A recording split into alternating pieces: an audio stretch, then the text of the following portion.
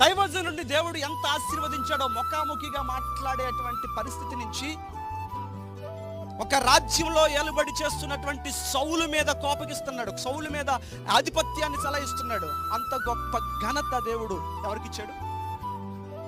సమూయేలైనటువంటి దైవజనుడికి ఇచ్చాడు. హల్లెలూయా, హల్లెలూయా. గమనించండి, ఒక చిన్న పొరపాటు చేశాడు సౌలు. అన్ని బాగానే చేశాడు, వెళ్ళాడు, చంపాడు, అన్ని చేశాడు. చిన్న పొరపాటు చేశాడు. ఆ చిన్న పొరపాటు ఎక్కడి వరకు తీసుకుని వెళ్ళిందంటే, మరలా మనం 400 సంవత్సరాల తర్వాత ఎస్తేరు గ్రంథంలో చూస్తాం. అగగు సంతతి వాడైనటువంటి హామాను యూదులందరినీ చంపడానికి చట్టాన్ని నియమించుకున్నాడు. ఎక్కడి నుంచి వచ్చాడంటే, ఇక్కడ సౌలు గారు చేసిన చిన్న పొరపాటు. దేవునికి స్తోత్రం కలుగును గాక. హల్లెలూయా. గమనించండి, ఈ సంగతులన్నీ ఆలోచించుకుంటూ వెళితే దేవుని సేవకుడు ఎప్పుడైతే